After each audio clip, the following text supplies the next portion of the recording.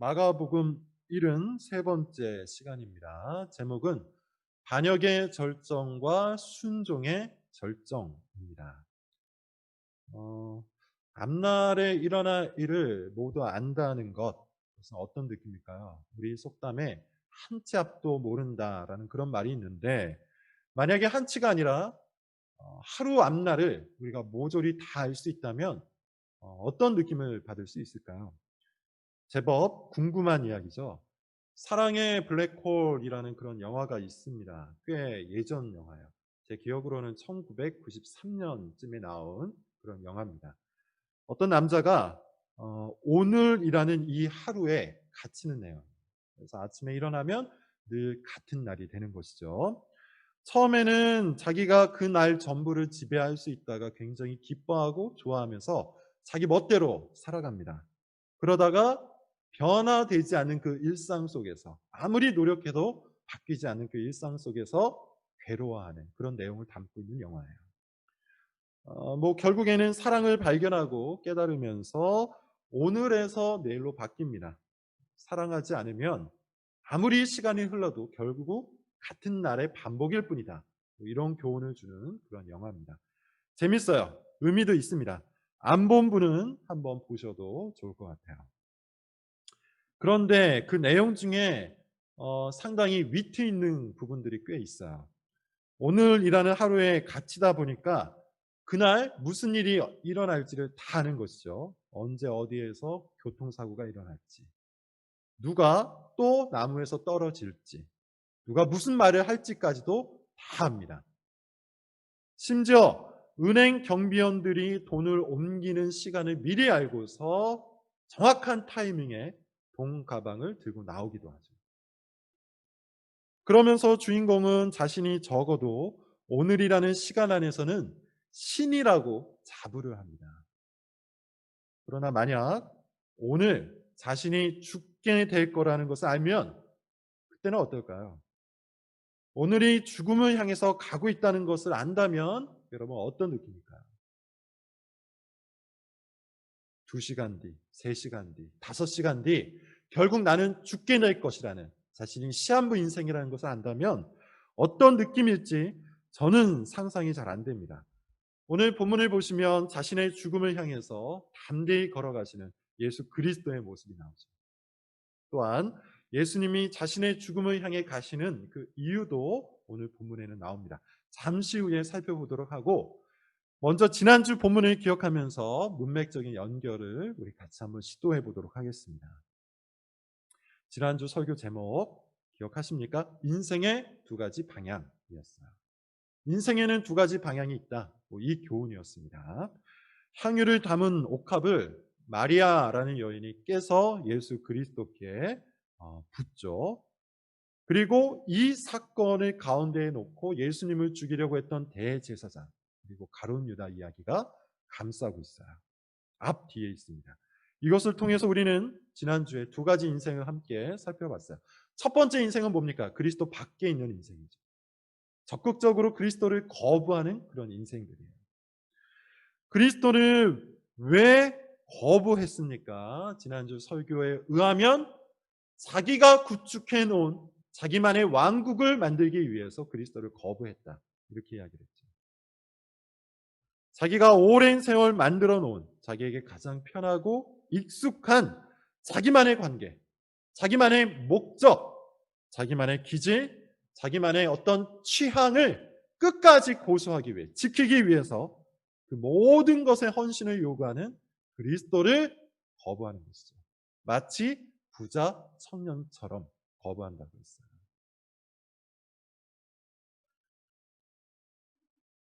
가룟 유다도 그러했고 대제사장도 그러했습니다. 결국에는 자기를 바꾸고 싶지 않기 때문에 예수님을 거부한 거예요. 반면에 그리스도 안에 있는 인생이 있다고 했습니다. 두 번째 인생이었어요. 그리스도 안에 있는 인생은 그리스도께 헌신을 하죠.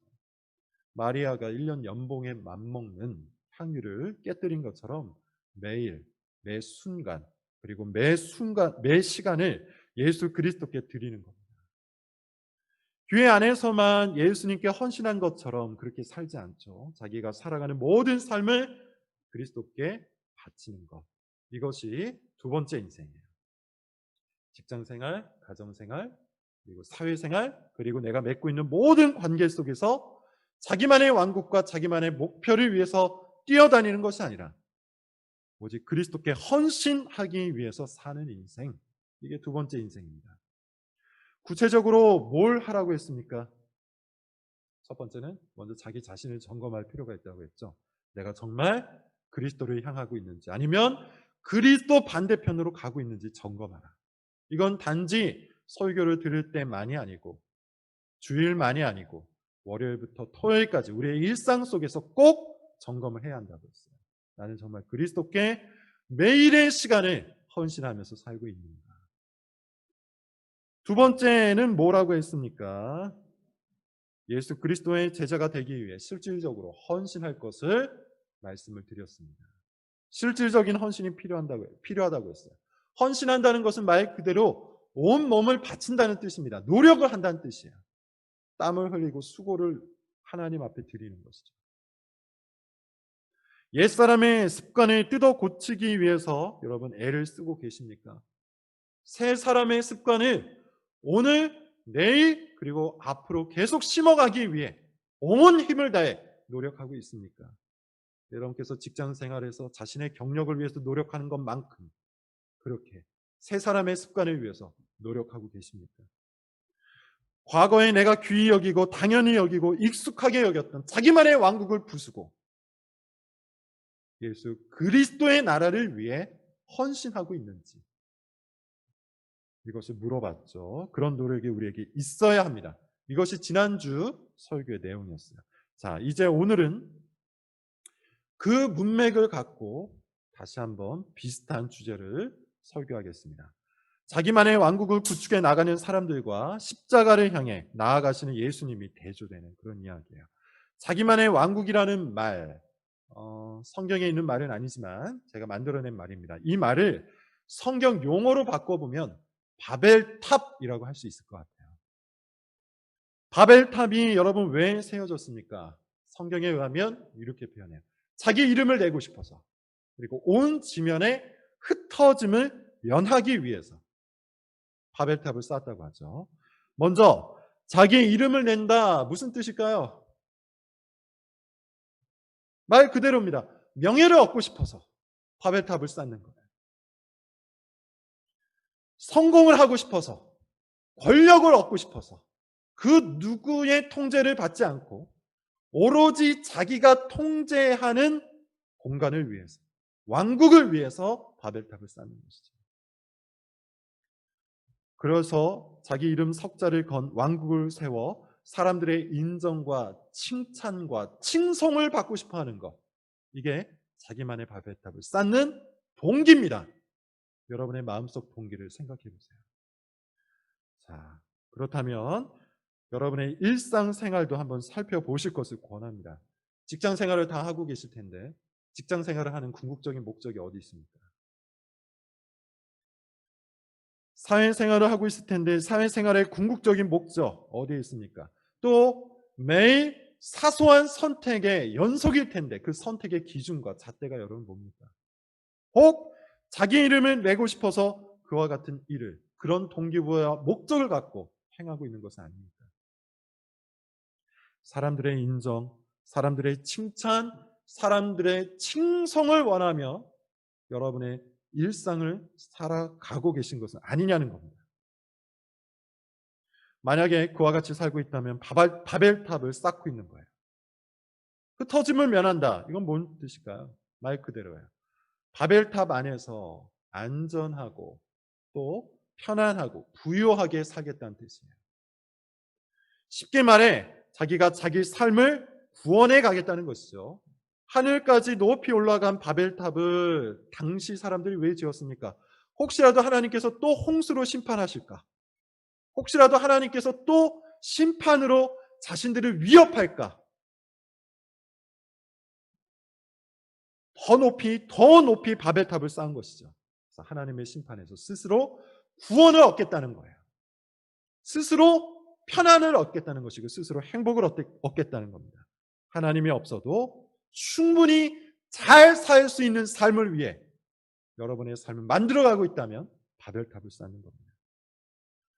그렇다면 여러분 다시 한번 질문을 던져보죠. 왜 돈을 법니까? 하나님 없는 삶을 위해서 돈을 벌고 있습니까? 바벨탑을 쌓는 거예요. 왜 성공하려고 합니까? 왜 직장에서 승진을 하려고 그렇게 애를 씁니까? 하나님 없는 삶을 통해 편안한 삶을 구축하려고 한다면 바벨탑을 쌓고 있는 거예요. 하나님의 도움이 필요 없는 인생을 그렇게 하고 계십니까? 바벨탑을 위해서 살아가고 있는 겁니다. 반면에 십자가는 뭡니까? 지금 예수 그리스도께서 걸어가고 계신 그 십자가는 뭡니까? 완전히 그 반대죠. 먼저 십자가는 철저한 순종을 의미해요. 오늘 본문을 같이 한번 읽어보도록 하겠습니다. 12절부터 16절입니다. 본문을 한번 펼치셔서 제가 읽을 때 들으셔도 좋고 조그맣게 따라하셔도 좋습니다. 12절부터 16절입니다. 예수께서 제자 중에 둘을 보내시며 이르시되 성내로 들어가라. 그리하면 물 한 동 12절부터죠. 무교절의 첫날 곧 유월절 양 잡는 날에 제자들이 예수께 여짜오되 우리가 어디로 가서 선생님께서 유월절 음식을 잡수시게 준비하기를 원하시나이까 하매 예수께서 제자 중에 둘을 보내시며 이르시되 성내로 들어가라. 그리하면 물 한 동이를 가지고 가는 사람을 만나리니 그를 따라가서 어디든지 그가 들어가는 그 집 주인에게 이르되 선생님의 말씀이 내가 내 제자들과 함께 유월절 음식을 먹을 나의 객실이 어디 있느냐 하시더라 하라. 그리하면 자리를 펴고 준비한 큰 다락방을 보이리니 거기서 우리를 위하여 준비하라 하시니 제자들이 나가 성내로 들어가서 예수께서 하시던 말씀대로 만나 유월절 음식을 준비하니라. 무교절의 첫날이라고 합니다. 유월절이라고도 하고 양을 잡는 날이라고도 해요. 유월절 어떤 날이죠?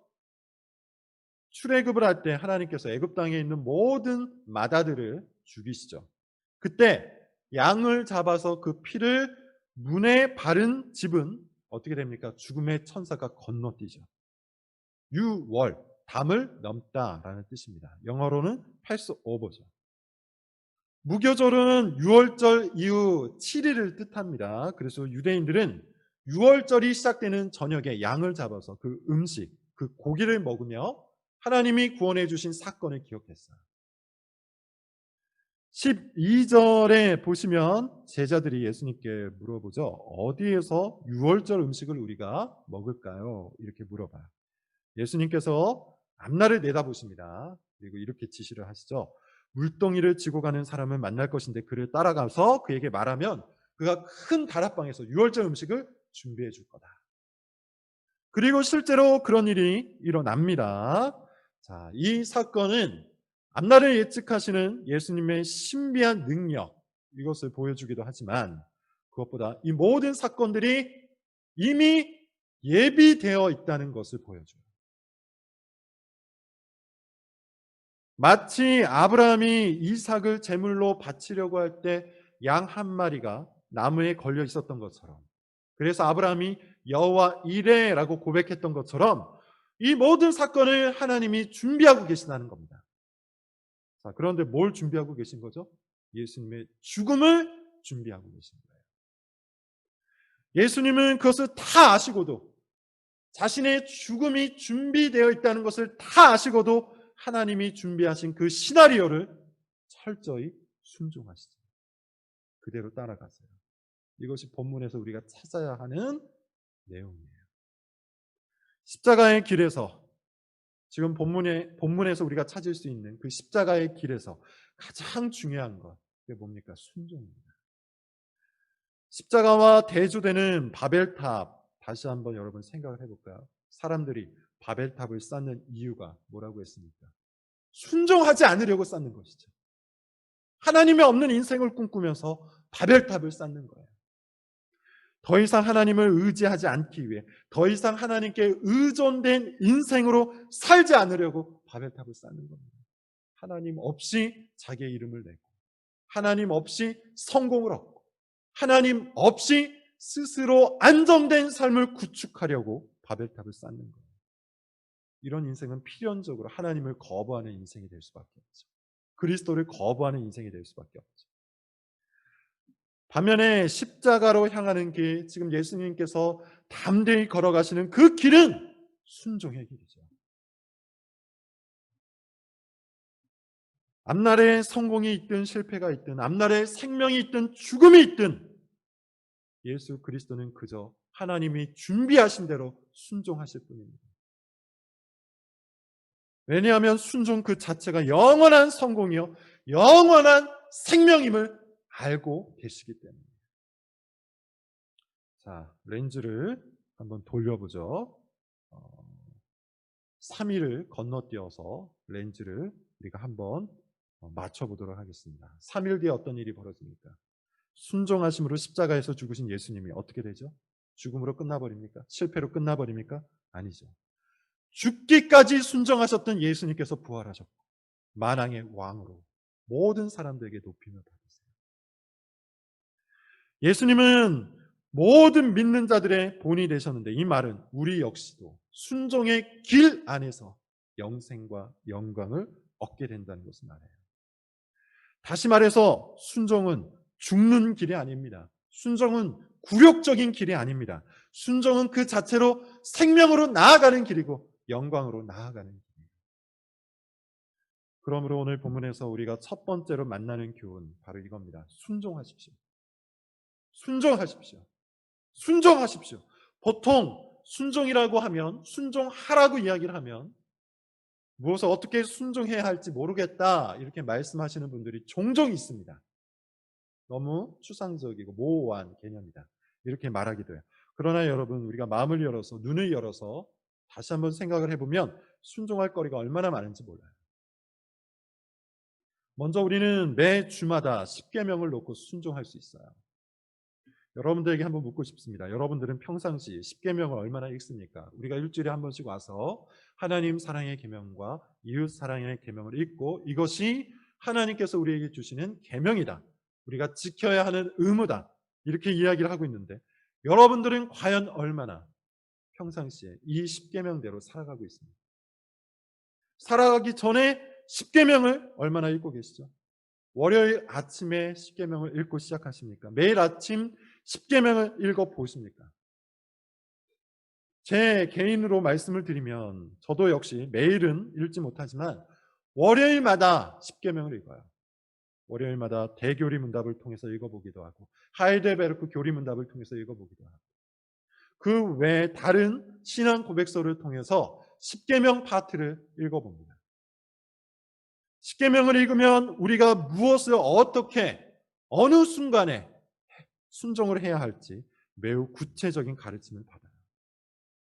또 무엇을 통해서 순종할 수 있죠? 설교를 통해서 순종할 거리를 얻을 수가 있죠. 매주 주어지는 설교 안에는 우리가 말씀대로 어떻게 살아갈지 제시되고 있어요. 그것들을 주일 저녁에 한 문장으로 한번 적어보시고, 그 문장을 매일 아침 일어나서 출근하기 전에, 하루를 시작하기 전에 한번 읽어보십시오. 그리고 순종하기를 다짐하시고 기도해 보세요. 순종할 것이 얼마나 많겠습니까? 순종하십시오. 그것이 바벨탑을 무너뜨리고 우리를 영광과 생명의 길인 십자가로 인도할 겁니다. 자, 좋습니다. 계속해서 본문으로 이어가 보도록 하죠. 17절부터 21절입니다. 17절부터 21절. 마찬가지입니다. 제가 읽겠는데 여러분 조용히 따라 읽으시거나 아니면 속으로 들으시면 되겠습니다. 저물매 그 12를 데리시고 가서 다 앉아 먹을 때 예수께서 이르시되 내가 진실로 너에게 이르노니 너희 중에 한 사람 곧 나와 함께 먹는 자가 나를 팔리라 하신대, 그들이 근심하며 하나씩 하나씩 나는 아니지요 하고 말하기 시작하니 그들에게 이르시되 12 중에 하나 곧 나와 함께 그릇에 손을 넣는 자니라. 인자는 자기에 대하여 기록된 대로 가거니와 인자를 파는 그 사람에게는 화가 있으리로다. 그 사람은 차라리 나지 아니하였더라면 자기에게 좋을 뻔하였느니라 하시니라. 아멘. 6월절 만찬이 벌어집니다. 그 와중에 예수님이 이런 말씀하시죠. 너희 중에 한 사람이 나를 팔 것이다. 제자들이 당연히 웅성거리겠죠. 예수님은 나와 함께 그릇에 손을 넣는 자가 바로 그다 이렇게 말씀하세요. 그러면서 그 사람은 차라리 태어나지 않는 게 좋을 뻔했다 이런 말씀을 하시죠. 우리는 이 사람이 누군지 이미 압니다. 가룟 유다예요. 예수님은 자신은 기록된 대로 가고 있다 이렇게 말씀하세요. 즉 순종하심으로 죽음의 길로 지금 가고 계세요. 그런데 그 과정에서 가룟 유다는 반역의 길을 선택하고 있는 것이죠. 불순종의 길을 선택하고 있어요. 예수님의 제자였다가 예수님을 파는 사람이 된다는 것 무슨 뜻일까요? 가장 큰 반역자라는 뜻이 되는 거예요. 반역자의 전형이 되는 것이죠. 가룟 유다 개인의 심리와 의도 살펴보는 것 이것도 필요하겠지만 오늘 본문에서는 가룟 유다로 대표되는 인간의 본성을 살펴보는 것이 우선이에요. 가룟 유다는 마치 아담과 같아요. 예수님에 의해서 부르심을 받았습니다. 그리고 예수님을 통해 기적과 풍요를 맛봤어요. 그리고 예수님 안에 능력이 있다는 것도 다 체험했어요. 그런데 가룟 유다는 예수님께 반역을 하죠. 이것은 마치 하나님에 의해 지음을 받고 하나님을 통해 풍요를 누리고 하나님의 능력을 모두 경험한 아담이 하나님께 반역한 사건과 같아요. 다시 말하자면 아담의 본성이 가룟 유다의 본성으로 이어지고 있다는 겁니다. 즉 아담의 후손들은 모두 아담의 본성, 가룟 유다의 본성을 가지고 있다는 거예요. 여러분 이 사실은 사실 우리에게 굉장히 심각한 도전을 주죠. 심각한 문제를 일으켜요. 우리의 본성 속에 하나님께 반역하고 예수님께 반역하고 싶어하는 그런 본성이 있다는 말이잖아요. 우리는 본성적으로, 우리는 태생적으로 처음부터 반역자로 태어났어요. 그래서 우리의 인생이 바벨탑을 지향하는 겁니다. 그래서 우리의 인생이 하나님께 반역하는 쪽으로 익숙하게 기울어져 가는 겁니다. 하나님이 되고 싶은 우리의 욕구가 우리를 바벨탑으로 인도해 간다는 말이에요. 그것이 우리의 본성이에요. 바벨탑, 자기가 만든 자기만의 왕국, 하나님을 완전히 지워버리고 그 자리에 자기의 이름과 자기의 영광을 새겨놓은 왕국, 그 바벨탑을 우리는 본성적으로 지향한다는 말입니다. 우리는 태어날 때부터 하나님 나라의 반역자예요. 근데 이거보다 더 커다란 문제가 있어요. 이 반역자는 반드시 멸망을 당한다는 것이죠. 심판을 당한다는 거예요. 바벨탑은 무너집니다. 그리고 바벨탑을 쌓은 자들도 반드시 심판을 당해요. 예수님이 가룟 유다에게 차라리 태어나지 않는 것이 나을 뻔했다라고 말할 만큼 반역자의 결말은 처참할 겁니다. 이것이 바벨탑을 지향하는 사람들이 가장 커다란 문제예요. 우리 이름을 대고 흩어짐을 면하자. 이것이 인생의 구호인 사람들의 가장 커다란 문제예요. 그렇게 우리에게 필요한 것은 이 반역자의 운명에서 우리를 건져낼 구원자인 것이죠. 어떻게 해야 이 반역자의 운명에서 벗어날 수 있는지 이것이 우리가 물어야 할 가장 커다란 질문이라는 겁니다. 그 질문에 대한 답변이에요. 22절부터 26절입니다. 제가 읽겠습니다. 그들이 먹을 때 예수께서 떡을 가지사 축복하시고 떼어 제자들에게 주시며 이르시되 받으라 이것은 내 몸이니라 하시고 또 잔을 가지사 감사 기도하시고 그들에게 주시니 다 이를 마시매 이르시되 이것은 많은 사람을 위하여 흘리는 나의 피 곧 언약의 피니라. 진실로 너에게 이르노니 내가 포도나무에서 난 것을 하나님 나라에서 새 것으로 마시는 날까지 다시 마시지 아니하리라 하시니라. 이에 그들이 참매하고 감난산으로 가니라. 아멘. 어떻게 해야 이 반역자의 운명에서 이 반역자의 결말에서 벗어날 수 있습니까? 우리의 죄값을 모두 치를 만큼의 가치를 가진 그 누군가의 희생만이 우리를 이 운명과 결말에서 구원해낼 수가 있죠. 예수 그리스도입니다. 6월절 만찬에서 예수님은 이렇게 말씀하세요. 떡을 떼어 제자들에게 주시면 이것은 내 몸이다. 먹으라. 또 잔을 나누어 제자들에게 주시며 이것은 나의 피다. 먹으라. 무슨 뜻입니까? 우리가 이미 다 알고 있는 것처럼 이 사건은 그리스도의 십자가 죽음을 의미하죠. 떡이 찢어지는 것처럼 예수님의 살이 십자가 위에서 찢어졌습니다. 그런데 놀랍게도 예수님의 살이 찢어질 때 우리가 반역자의 운명에서 벗어나게 됩니다. 포도주가 흐르는 것처럼 예수님의 피가 십자가 위에서부터 흘렀어요. 그런데 놀랍게도 예수님의 피가 흐를 때 우리가 반역자의 결말에서 벗어나게 됩니다.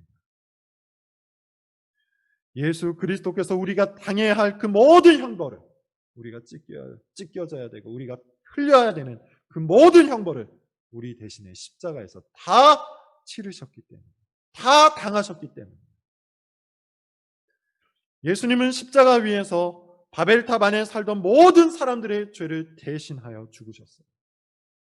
그리고 그것을 믿는 자들에게 그 순종의 공로를 나눠주셨습니다. 그래서 우리가 지금 이 자리에 있는 것이죠. 이 얼마나 놀라운 소식이고 이 얼마나 기쁜 소식입니까? 죽을 운명에 처한 우리가 그리스도의 순종으로 살아났습니다. 반역자의 무리에서 제자의 무리로 옮겨졌습니다. 불순종의 아들에서 순종의 아들이 되었습니다.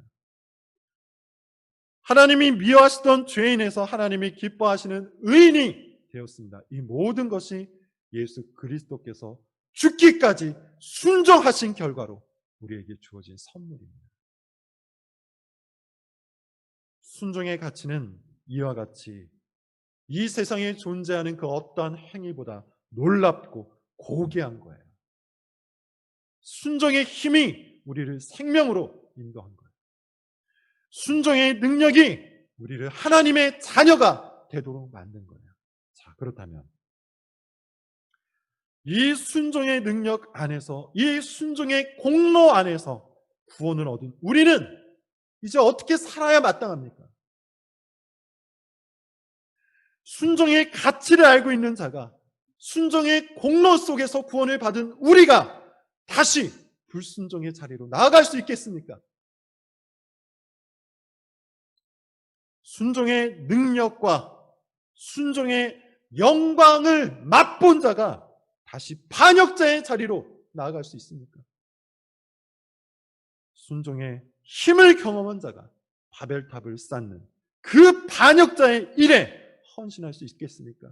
자기 이름을 내고 스스로 구원을 얻고자 하는 그 일에 자기 인생을 헌신하는 것이 마땅하겠습니까? 그리스도가 우리를 위해 죽기까지 순종하셨다면 이제 우리 차례예요. 그리스도가 우리를 위해 죽기까지 순종하심으로 그 순종의 공로로 우리를 구원하셨다면 이제 우리 차례라는 말입니다. 우리도 죽기까지 순종해야 돼요.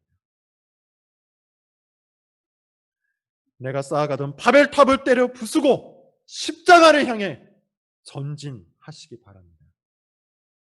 자기를 부인하고 자기 십자가를 지고 그리스도를 있는 힘껏 따라갈 수 있기를 바랍니다.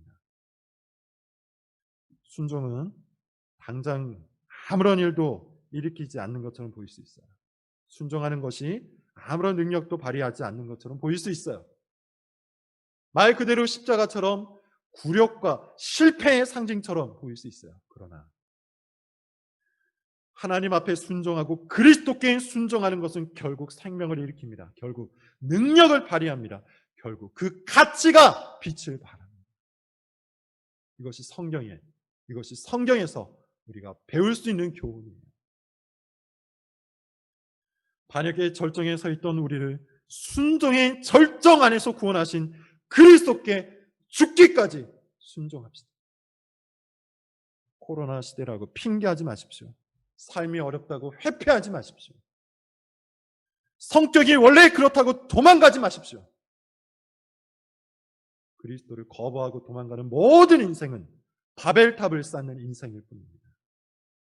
그 무엇으로도 핑계하지 말고 우리를 위해 죽기까지 순종하신 그리스도의 십자가를 묵상하시고 이제 우리도 우리의 십자가를 짊어지며 그리스도를 따라갈 수 있기를 바랍니다.